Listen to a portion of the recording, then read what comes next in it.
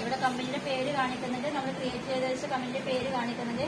ഈ സൈഡിൽ gate way of Tally എന്ന് കാണിക്കുന്നത്. ഇതാണ് original screen off Tally. Welcome screen off Tally എന്നാണ് ഇതിനെ പറയുന്ന പേര് കേട്ടോ. സാധാരണ നമ്മൾ ഏതൊരു കമ്പനിയിൽ വർക്ക് ചെയ്യുമ്പോഴും ആദ്യം ടാലി ഓപ്പൺ ചെയ്യുന്ന സമയത്ത് ഓപ്പൺ ആയിരിക്കുന്ന സ്ക്രീൻ ഇതായിരിക്കും. ഇവിടെ നിന്നാണ് നമ്മൾ ഏത് യൂസ് ചെയ്ത് Alt F3 പ്രസ് ചെയ്തുകൊണ്ട് കമ്പനി ഇൻഫോർമേഷനിലേക്ക് പോകുന്നത്. ഇത് നമുക്ക് പഠിക്കാനുള്ളത് കമ്പനിക്ക് അകത്തുള്ള ഓരോ അക്കൗണ്ട്സുകൾ എങ്ങനെ ക്രിയേറ്റ് ചെയ്യാനുള്ളതാണ് പറയുന്നത്. അക്കൗണ്ട് ഇൻഫോയില് മാസ്റ്റേഴ്സ് എന്ന് പറയുന്ന സെക്ഷനില് അക്കൗണ്ട് ഇൻഫോയില് വരിക. അതിനകത്ത് ഗ്രൂപ്പ് ഉണ്ട്, ലെഡ്ജർ ഉണ്ട്. ഗ്രൂപ്പ് എന്ന് പറഞ്ഞാല് പ്രോഫിറ്റ് ആൻഡ് ലോസ് അക്കൗണ്ടും ബാലൻസ് ഷീറ്റിലും നിങ്ങൾ അവിടെ കാണുന്ന മെയിൻ ഹെഡിങ്ങുകളുണ്ട്. അതായത് indirect expense, direct expense, purchase account, sales account, അതുപോലെ ക്യാപിറ്റൽ, ഇങ്ങനെയൊക്കെ പറയുന്നതാണ് എന്റെ ഗ്രൂപ്പിൽ ഉണ്ടാവുക. ഇപ്പൊ ഗ്രൂപ്പിൽ 28 ഗ്രൂപ്പ് ടാലി ഓട്ടോമാറ്റിക്കലായിട്ട് ഇതിനകത്ത് ചെയ്തു വെച്ചിട്ടുണ്ടാവും. 28ഓളം ഗ്രൂപ്പ് ഇവിടെ ഓട്ടോമാറ്റിക്കലായിട്ട് ടാലി ചെയ്ത് വെക്കും. റയർ കേസിൽ മാത്രമേ നമ്മൾ എന്ത് ക്രിയേറ്റ് ചെയ്യുള്ളൂ, ഗ്രൂപ്പ് ക്രിയേറ്റ് ചെയ്യുള്ളൂ. അതിനകത്ത് 15 പ്രൈമറി ഗ്രൂപ്പ് ആയിരിക്കും. 15 പ്രൈമറി ഗ്രൂപ്പ് ഉണ്ടാവും. ബാക്കിയുള്ളതൊക്കെ സബ് ഗ്രൂപ്പുകളാണ്. ഒന്നിന്റെ കീഴിൽ വരുന്ന മറ്റൊരു ഗ്രൂപ്പാണ് അടുത്തത് വരുന്നത്. അപ്പൊ ഗ്രൂപ്പ് അധികം നിങ്ങൾ ക്രിയേറ്റ് ചെയ്യാറില്ല. പിന്നെ വരുന്നത് ലെഡ്ജർ.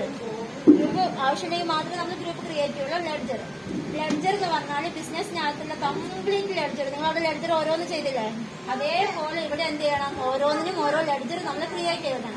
ടാലി എന്ന് പറഞ്ഞ ഈ സോഫ്റ്റ്വെയറിൽ നിങ്ങൾ കമ്പനി ക്രിയേറ്റ് ചെയ്യുന്ന സമയത്ത് ഓട്ടോമാറ്റിക്കലായിട്ട് ടാലി 2 ലെഡ്ജർ അവിടെ ക്രിയേറ്റ് ചെയ്തിടും. ക്യാഷും പ്രോഫിറ്റ് ആൻഡ് ലോസ് അക്കൗണ്ടും. ഈ 2 ലെഡ്ജർ ഒഴികെ ബാക്കി എന്തൊക്കെ ലെഡ്ജറുകൾ ബിസിനസ്സിലുണ്ട് അത് കംപ്ലീറ്റ് എന്ത് ചെയ്യണം, ഇവിടെ നിങ്ങൾ ക്രിയേറ്റ് ചെയ്ത് കൊടുക്കണം. അപ്പോൾ അക്കൗണ്ട് ഇൻഫോയില് ലെഡ്ജറില് ക്രിയേറ്റ്. ഇവിടെ ലെഡ്ജറിന്റെ പേര് എഴുതാണ്. പിന്നെ സാലറി എന്നുള്ള പേര് എഴുതി കൊടുക്കുകയാണ്. സാലറി ഒരു ലെഡ്ജറിന്റെ പേരാണ്. ഇവിടെ അണ്ടർ എന്ന് പറയുന്നതാണ് ഗ്രൂപ്പ്. ഈ അണ്ടർ എന്ന് പറയുന്ന സ്ഥാനത്താണ് ആ 28ഓളം വരുന്ന ഗ്രൂപ്പ് അവിടെ ഡിസ്പ്ലേ ചെയ്യുന്നത്. അപ്പൊ സാലറി എന്താണ് ബിസിനസ്സിനകത്തുള്ളത് എന്നുള്ളത് കറക്റ്റ് നിങ്ങൾ ചെയ്ത് കൊടുക്കണം. അല്ലെങ്കിൽ നിങ്ങൾ തെറ്റായിട്ടോ ചെയ്തെങ്കിൽ നിങ്ങൾക്ക് തെറ്റായിട്ടുള്ള റിസൾട്ട് ടാലി തരുള്ളൂ. ഇവിടെ നിങ്ങൾ എന്ത് മാത്രമേ ചെയ്യുള്ളൂ, ജേണൽ എൻട്രീസ് മാത്രമേ ഇവിടെ ചെയ്യുള്ളൂ. Balance sheet, profit and loss account, അങ്ങനെയുള്ള എല്ലാ കാര്യങ്ങളും ടാലി ഓട്ടോമാറ്റിക്കലായിട്ട് ഇങ്ങോട്ട് തരും.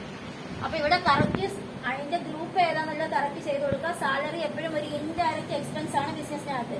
അതായത് നിങ്ങൾ മാനുവൽ ചെയ്ത സമയത്ത് പ്രോഫിറ്റ് ആൻഡ് ലോസ് അക്കൗണ്ടിൽ ഇൻഡയറക്റ്റ് എക്സ്പെൻസിന്റെ കീഴിൽ നിങ്ങൾ ഒരുപാട് ലെഡ്ജറുകൾ പല പ്രാവശ്യം എഴുതിയിട്ടുണ്ടാവും. അതിൽ വരുന്നതൊക്കെ ഇവിടെ എന്തായിരിക്കും, ഇൻഡയറക്റ്റ് എക്സ്പെൻസ് ചൂസ് ചെയ്ത് കൊടുക്കുക, ആക്സെപ്റ്റ് ചെയ്യാം. പിന്നെ റെന്റ് എന്നുള്ളൊരു ലെഡ്ജർ കൊടുക്കുകയാണ്. റെന്റ് ഇൻഡയറക്റ്റ് എക്സ്പെൻസ് തന്നെയാണ് റെന്റ്. റെന്റ് ചിലപ്പോൾ പെയ്ഡ് ഉണ്ടാകും, റെസീവ്ഡ് ഉണ്ടാകും. അപ്പൊ ഞാൻ റെന്റ് റെസീവ്ഡ് എന്ന് കൊടുക്കുകയാണ്. അത് ഇൻഡയറക്റ്റ് എക്സ്പെൻസ് അല്ല, ഗ്രൂപ്പ് മാറി. ഇൻഡയറക്റ്റ് ഇൻകം സെറ്റ് ചെയ്യുക.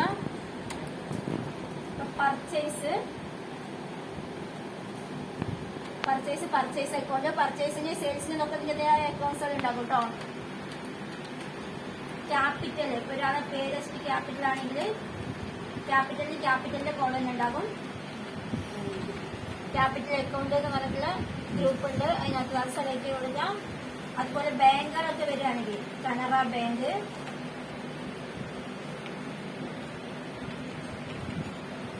കംപ്ലീറ്റ് ബാങ്ക് എന്ന് പറയുന്ന ഗ്രൂപ്പിലാണ് വരിക. ബാങ്ക് അക്കൗണ്ടിൽ വരും. അതിന്റെ IFSC കോഡ്, അതുപോലെ അക്കൗണ്ട് നമ്പർ, അങ്ങനെയുള്ള കാര്യങ്ങളൊക്കെ ഫില്ല് ചെയ്യാണ്ടാവും. അതൊക്കെ ഫില്ല് ചെയ്ത് കൊടുക്കുക. പിന്നെ അതുപോലെ ബാങ്കിൽ നിന്ന് ലോൺ എടുക്കുകയാണെങ്കിൽ SBI ലോൺ എടുക്കുകയാണ്.